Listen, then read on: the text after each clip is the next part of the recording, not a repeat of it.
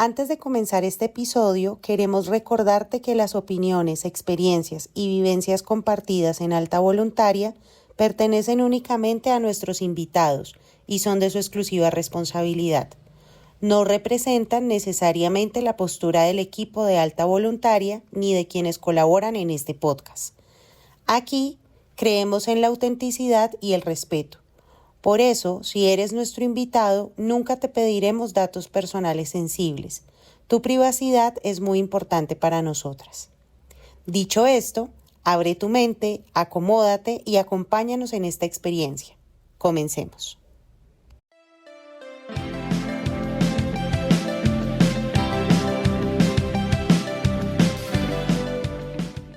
Bienvenidos a un nuevo episodio de Alta Voluntaria, el espacio donde las historias de salud salen de la libreta clínica y se convierten en conversación. Historias que si no las contamos aquí, se nos quedan atoradas entre el esternón y la vergüenza. En el episodio anterior hablamos de esa pregunta existencial con la que Catalina Ortiz arrancó su vida laboral. ¿Y yo voy a vivir de esto? Y nos quedamos justo en ese punto, la precariedad, los pagos irregulares, la incertidumbre. Pero si Cata está aquí sentada con nosotras, es porque no se fue, no se fugó, bueno, algo la sostuvo para quedarse aquí con nosotras. Y hoy vamos a descubrir qué fue. Catalina, en el episodio anterior nos contaste lo difícil que fue ese arranque laboral, primero como auxiliar de enfermería, después como terapeuta ocupacional, pero hoy queremos movernos hacia otra pregunta. ¿Qué descubriste en el camino que te hizo entender el verdadero sentido de tu trabajo como terapeuta ocupacional? El avance de los pacientes y las familias. Eso ha sido crucial independientemente de la parte económica. Estas son áreas de trabajo en que no es solamente importante el asunto económico. Claro que tú necesitas solventar necesidades básicas. Claro que cuando tienes hijos tienes que hacer frente a responsabilidades de su formación académica, de cursos de refuerzo, mantener unos desempeños favorables de los usuarios. ¿Sabes qué me encanta? Es cómo muestras ese avance de los pacientes, cómo la terapia ocupacional se nos vuelve ese puente que nos muestra que no solamente es una técnica, sino es el profesional detrás que hace que lo que parece imposible, ¿sí?, se puede lograr con el acompañamiento adecuado. Y que hay muchas veces que eso no lo reconocen, pero ese éxito que estás comentándonos de tus pacientes me parece formidable. Cata, has trabajado en muchos escenarios, o sea, vimos que trabajaste en temas de desarrollo infantil, aprendizaje, pacientes crónicos, cuidados paliativos, rehabilitación funcional, cognitivo. ¿Qué historia se te viene a la cabeza cuando piensas por esto vale la pena seguir? Una puntual. Bueno, historias hay muchas. Por ejemplo, en el caso de los niños, en este momento se me viene a la mente un papá con su niña que tenía múltiple discapacidad y él mismo me decía, en un principio yo me preguntaba como modo de castigo, ¿por qué a mi hija le está pasando esto? Y él se volvió una persona muy creyente. Y en una peregrinación, la pregunta le cambió. Yo no te mandé esa hija por una razón, sino para una misión. Y él me decía, el para qué era para que yo aprendiera a ser mejor persona. Porque también con una mamá, que ella cuidó a su hija 23 años, una chica con múltiple discapacidad, ella en su proceso de duelo después de la partida de su hija de este mundo terreno me decía, yo a veces la regañaba y me siento culpable, ellos a veces tienen sueños con su familiar fallecido y una serie de experiencias que desde la lógica, desde la ciencia tú no las puedes explicar, sino más bien desde el plano espiritual. Y con estos papás yo les decía, es que uno también en este devenir de procesos, uno va aprendiendo que las personas con múltiple discapacidad son oportunidades que tenemos los demás para ser buenos, para servirles, para ayudarles, para apoyarlos. Somos una oportunidad que tenemos cada día de ayudarles, de ser buenas personas. Y también por el otro lado, uno va viendo que, por decirlo de alguna manera, en el plano espiritual, estos personajes, ellos espiritualmente son seres perfectos. ¿A qué horas piensan en hacerle mal a alguien? ¿A qué horas van a tener un mal pensamiento o una mala intención? Nos superan en muchas cosas a nosotros que entre comillas somos normales. Sabes que tengo que exaltar en este punto es como no solamente cambia el tema del paciente, sino como su entorno, si bien se va modificando en prueba de ese paciente, también va teniendo como esa introspección, puede llamarse así, con respecto a su propia vida y cómo comienza a actuar, ¿sí? Ya sea un tema de creencia, ya sea pues en lo que consideren las personas, esa autorreflexión de decir, venga, no nos vayamos a ese lado negativo de por qué me pasa a mí, sino qué puedo hacer al respecto. Esa forma de cambiar ese pensamiento, si bien es modificable y es completamente respetable, se me hace increíble que desde lo que haces a diario se pueda cambiar y se pueda orientar, ¿sí? El tema siempre dando desde el respeto que se pueda generar.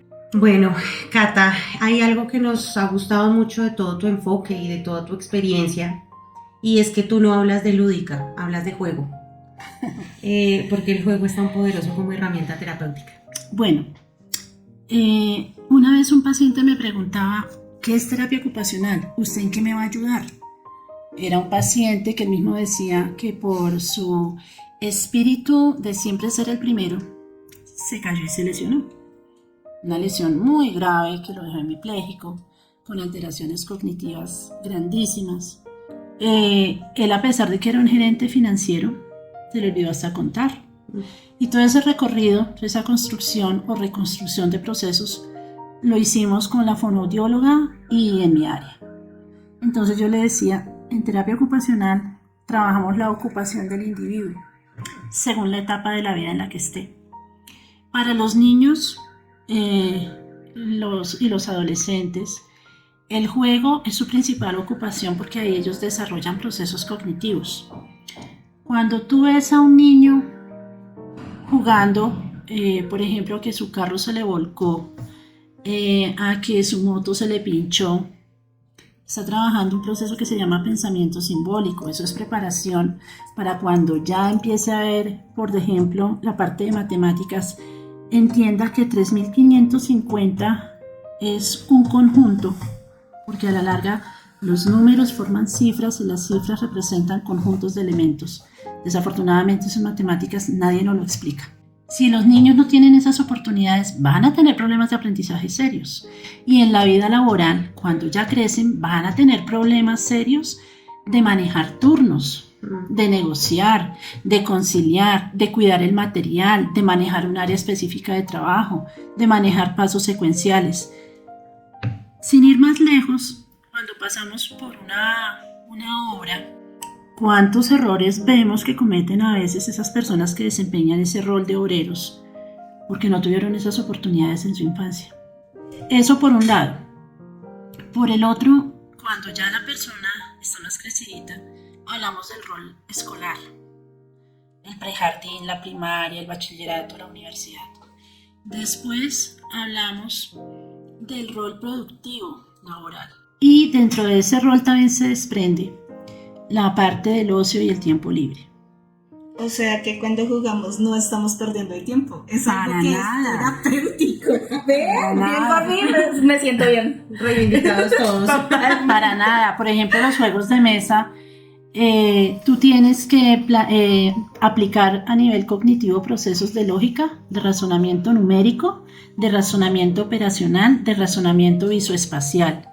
Para nada estamos perdiendo el tiempo. Leer un libro, cuidar las plantas, disfrutar de una caminata, el solo hecho también de aprender a manejar los silencios. Cuando nosotros éramos pequeños, cuando usted jugaba a las escondidas, Usted tenía que tener una muy buena estrategia para salir a buscar a los que se habían escondido. Usted tenía que agudizar sus sentidos para saber si había ruidos. Es que a la izquierda o detrás de mí alguien se escondió. Ok. Cata, bueno, vamos a cambiar un poquito de tema en esta parte, y es que me llama la atención que en estos 2 últimos episodios hemos visto muchos casos, o nos has compartido más bien muchos casos, de familias enteras, no solo de pacientes, que conviven en condiciones de múltiples discapacidades. Y por tu mismo rol, atendiendo únicamente como estas barreras, por decirlo de alguna manera, pues se puede producir desgaste, ese desgaste emocional o ese cansancio emocional por empatía. Entonces, sobre todo en tu caso cuando acompañas tanto dolor, ¿cómo lo manejas? Eso es bien importante, uno también empoderar al paciente, porque siempre las personas siempre van a poder hacer algo por sí mismas. Esa escuela me la enseñó una paciente que ella ya estaba en cama por su artritis. Para mí era admirable que, a pesar de que ella ya ni siquiera podía pasar de supino a decúbito lateral, porque hasta para eso necesitaba ayuda, hasta para rascarse. No se podía girar. No se podía girar en la cama. Había momentos en que ella era una religiosa. Había momentos en que ella me decía: mi hijita, esta semana voy a estar supremamente ocupada. No venga más bien el sábado o la próxima semana a tal hora. Entonces, fíjense que ella, a pesar de que su movilidad estaba totalmente reducida, seguía generando procesos. En ese caso era de dar consejería. Para mí eso era admirable, que me dijeras que voy a estar muy ocupada. Y una vez decir, como una persona en cama va a estar ocupada, y sí, se puede estar ocupada. O sea, te estaba también cuidando a ti como su terapeuta. De cierta manera, sí, claro. Y también es muy importante que establecer, yo lo llamo mecanismos de apoyo postural. Entonces hay estrategias en que el paciente sí puede estirar su brazo y darse un autoempujón, por así decirlo. Eso es una gran ayuda para el cuidador. Pero si el cuidador permite que el paciente se descargue totalmente, casi que lo alcen para arriba, para abajo y que no hace nada, eso sí que genera desgaste. Y esa rutinización agota. Y el paciente también como que abandona esa posibilidad de interactuar con el entorno y de cambiar día a día o en cada momento su propia realidad con el simple hecho de girarse para cambiar de posición. Porque se vuelve una relación de absoluta dependencia y de negación de que yo también puedo hacer ciertas cosas. Entonces, eso también es bien importante, uno transmitirle eso a los familiares, que el paciente puede hacer ciertas cosas, a pesar de que tenga una movilidad reducida. También hay pacientes que pueden cultivar ciertas actividades para no también, digamos, absorber toda esa atención y esa dedicación emocional de su entorno humano. De sus cuidadores. Porque eso también es necesario que ese entorno humano haga otras actividades. De hecho, alguna vez una terapeuta de familia en un sitio donde trabajé, ella decía que tristemente cuando se declara un hijo con discapacidad resultan 2 discapacitados, el hijo y la mamá. ¿Sí? Entonces es también el trabajar en especial con las mamás o las personas cercanas, que ellos también tienen derecho a tener tiempo libre de vez en cuando, a salir, a no dejar de ser mujer, a no dejar de ponerse bonita. Eso también es bien importante. Y mira que si retomamos eso que estás diciendo, allá la parte laboral, sin hablar de una discapacidad, uno hace eso mismo con el trabajo. Uno le entrega todo el trabajo y uno se olvida de uno como persona. Exactamente. Y dejamos de ser humanos. Cata, si hoy un estudiante de terapia ocupacional o alguien que quisiera hacer terapia ocupacional como parte de su plan de vida y te preguntara si vale la pena estudiar esto, ¿qué le contestarías? Yo le contestaría que sí vale la pena, pero desafortunadamente en las facultades de ciencias de la salud en general no nos enseñan mercadeo, no nos enseñan procesos administrativos, no nos enseñan a generar empresa. Lo que yo les decía en el episodio anterior, Cuando a ti no te invitan a ser parte de las mesas de negociación de tarifas, es porque tú eres la mercancía. Con un computador sentado en el centro de una sala, exigen que cada paciente vaya con un familiar o cuidador y son 15 o 20 pacientes media hora y a cada uno le va diciendo, usted le hace esto, usted le hace... Pero se pierde realmente esa interacción del profesional hacia el usuario porque no sabe si hizo la maniobra bien, porque no sabe realmente cómo reaccionó el paciente. ¿Por qué? Porque lo tienen sentado en esa media hora llenando historias. Y si no llena la historia, se cierra el sistema y queda como si el paciente no hubiera sido atendido. Y después el auditor te pregunta por qué no lo hiciste. Y después el auditor te pregunta, ¿por qué si yo en las cámaras vi que entonces usted no hizo nada? Sumado, porque viene el otro frente, a que esa terapia en muchos sitios como sanción, entre comillas, te la descuentan completa. Ahí sí no te van a descontar solo el porcentaje que a ti te pagan por terapia, te descuentan la sesión completa. Entonces es también un llamado a que los estudiantes generen esos procesos de exigencia de que dentro de su formación les enseñen esos aspectos que son tan cruciales, porque es que también viene la otra cara de la moneda. A veces el imaginario de la comunidad es que porque usted es del área de la salud usted trabaja gratis y es que usted tiene que atenderme. Trabaja por vocación. No, resulta que es que si usted estudió algo, si usted hizo una especialización, usted también espera, tiene ese deseo y ese anhelo de que eso le genere económicamente una retribución para usted satisfacer sus necesidades, porque somos seres humanos y también tenemos gastos y obligaciones económicas, más la gente que tiene que sacar préstamos para costearse sus estudios. No, totalmente de acuerdo. Y mira que tomando este tema, planteándolo hacia un futuro, ¿qué papel crees que va a jugar la terapia ocupacional en este sistema de salud colombiano, en Latinoamérica en general? ¿Dónde nos vemos? Bueno, terapia ocupacional tiene muchos frentes de acción.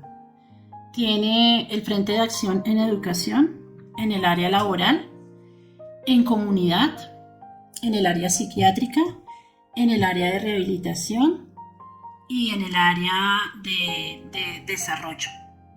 Entonces, como ustedes se darán cuenta, y también a nivel de atención de paciente crónico y paciente paliativo. Como se darán cuenta, abarcamos todas las etapas del desarrollo del ciclo vital del ser humano. Entonces es una carrera muy diversa que a usted le ofrece un amplísimo campo de acción. Ya usted se puede dar el lujo de escoger por qué área quiere irse. De hecho, hay una disyuntiva a veces en algunas facultades de que la gente entra a estudiar terapia ocupacional y como que no le encuentran ese matiz, esa esencia a la carrera, y en segundo o tercer semestre se cambian a terapia física. Ahí viene algo que está pasando que a mí me parece preocupante. Como hay tanto profesional en terapia física y en terapia respiratoria, ¿qué están haciendo a la hora de asignar pacientes ya en el tema laboral? Publican el paciente en un grupo de WhatsApp de profesionales y el primero que lo coja. ¿Eso qué es? Eso es una falta de respeto con nosotros como profesionales que pasamos por una universidad, que hicimos trabajos de investigación, que muchos tenemos especializaciones. ¿Por qué nos dejamos tratar así? Eso es falta de respeto. Y también falta de respeto con el paciente, porque si se le acabó la orden de terapias X cantidad, vuelven y lo publican en ese WhatsApp de profesionales a ver quién lo vuelve a coger. Pero a veces hay profesionales que hay dos cosas: o se les vuelve simplemente un tema de ganar dinero, no importa, vendiendo su integridad como profesional y su calidad de vida como ser humano y su criterio, y por el otro porque es que desafortunadamente hay facultades en donde a ti te educan para ser empleado, para obedecer. Y no, nosotros tenemos unos criterios, nos formaron, tenemos también derecho a decir cuando algo no nos parezca. No, y mira que es de verdad en este punto total respeto a tu profesión, a tu opinión, porque es maravilloso. O sea, es maravilloso decir que las cosas no están bien, porque afectan y mucho a los demás. Y eso que hablas de inteligencia artificial, lo tenemos que hablar. En algún momento, en otro capítulo, lo tenemos que hablar. Es un pendiente que tenemos. Tal cual, pero de verdad me encanta esa postura que tienes, que si bien estás haciendo respetar y validar tu conocimiento, es tu propia profesión, y para los pacientes que tienes, qué gran profesional tienen, que los está acompañando siempre. De verdad es gratificante escuchar ese tipo de cosas.